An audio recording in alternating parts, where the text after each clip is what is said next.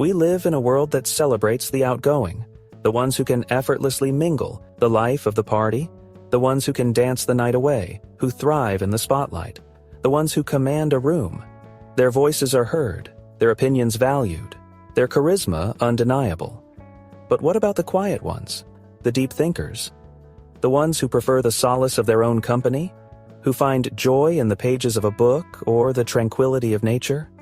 The ones who find energy in solitude? Who recharge in the quiet moments, away from the hustle and bustle? Are we, as a society, inadvertently pushing an extrovert ideal, leaving introverts feeling like they must constantly mask their true nature? Are we creating an environment where only the loudest voices are heard, while the quiet ones are drowned out? This isn't about labeling one personality type as better. It's about understanding and appreciating the diverse ways people interact with the world. It's about recognizing that our current cultural narrative often favors a specific way of being, a way that may not resonate with everyone. It's about questioning whether we're inadvertently pressuring individuals to conform, potentially at the expense of their well-being. Are we valuing extroversion so highly that we overlook the strengths and contributions of introverts?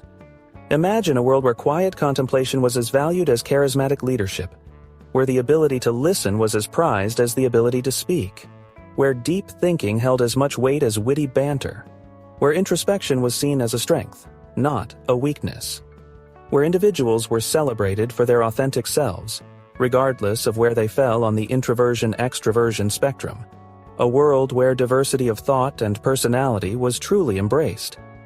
This is the world we need to strive for. A world where everyone feels seen, heard, and valued for exactly who they are, where authenticity is cherished and acceptance is unconditional. A world where we celebrate the unique contributions of each individual, recognizing that it is our differences that make us stronger. A world where everyone, introvert or extrovert, can thrive. Social fatigue. It's not just about feeling tired after a party. It's a deep exhaustion that seeps in after extended periods of social interaction. For introverts, this fatigue can be particularly intense, often manifesting as physical and emotional depletion. Imagine feeling drained after a day of meetings, even if you enjoyed them. Picture dreading social gatherings, not because you dislike people, but because the energy required feels overwhelming. This is the reality for many introverts. The constant need to navigate a world that prioritizes extroversion can take a toll. The pressure to be on, to engage in small talk, to attend every social event, it can leave introverts feeling depleted and misunderstood. This isn't about disliking people. It's about recognizing that social interaction, while enjoyable and necessary, requires different levels of energy for different individuals. It's about understanding that introverts recharge in solitude and respecting that need. In her groundbreaking book, Quiet, The Power of Introverts in a World That Can't Stop Talking, Susan Cain masterfully debunks the myth of the extrovert ideal. She argues that society has long favored extroverted traits, often overlooking the profound contributions of introverts. Cain's work is a call to recognize and appreciate the quiet strength and creativity that introverts bring to the table. She explores the neurological underpinnings of introversion, demonstrating that introverts' brains are simply wired differently. Through extensive research, Cain reveals how introverts process information more deeply, often leading to greater thoughtfulness and creativity. This deeper processing can also mean that introverts require more time to recharge after social interactions, a fact that is often misunderstood by those who thrive on constant social engagement. Similarly, in The Highly Sensitive Person, Elaine Aron delves into the unique sensitivities of highly sensitive individuals, many of whom identify as introverts.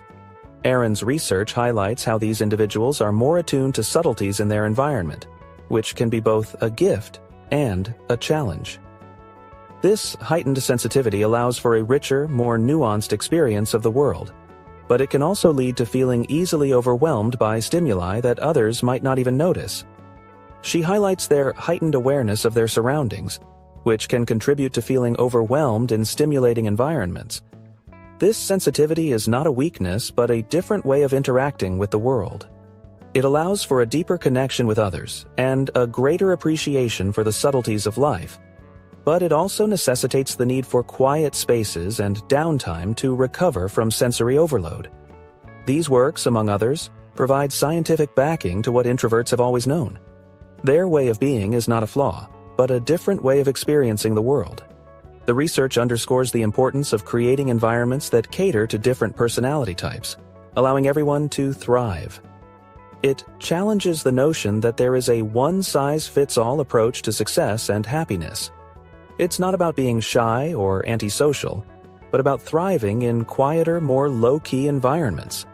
Introverts often find joy and fulfillment in solitary activities or in small, intimate gatherings where meaningful conversations can take place. They may prefer a walk in nature, a good book, or a quiet evening at home over a loud party, or a bustling social event. Understanding these fundamental differences is crucial in dismantling the misconception that introversion is something to be fixed. By recognizing and valuing the unique strengths that introverts bring, we can create more inclusive and supportive environments. This understanding can lead to better relationships, more effective teamwork, and a greater appreciation for the diversity of human experience. It's about fostering a society that values and celebrates the strengths of all personality types. By embracing the full spectrum of human personality, we can build a more compassionate and understanding world. Whether introverted or extroverted, each person has unique gifts to offer, and it is through this diversity that we find our collective strength and resilience. I vividly recall a conversation with a student, Sarah, who confided in me about her struggles with social anxiety. She was a bright, talented individual, but the constant pressure to engage in social activities was taking a toll on her mental health. Sarah felt like she was living a double life, one where she had to put on a brave face and another where she could be her true self, away from the prying eyes of her peers.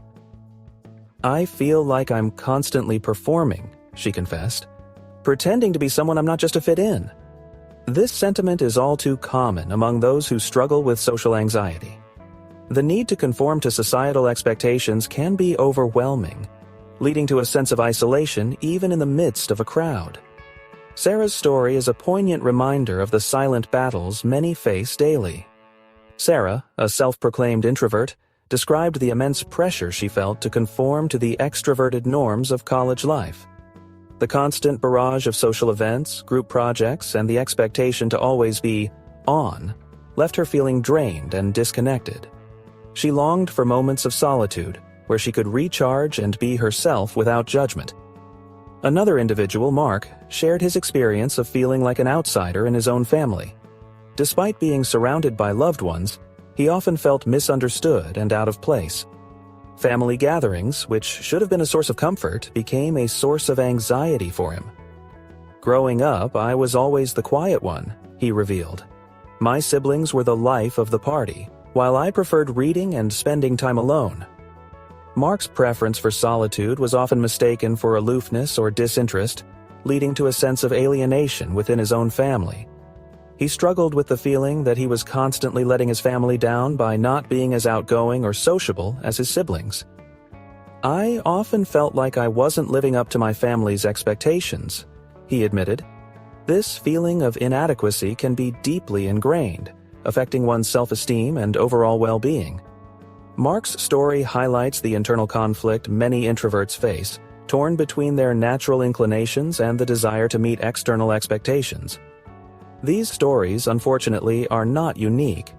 Countless introverts carry the weight of feeling like they must constantly adapt to a world that doesn't quite understand them.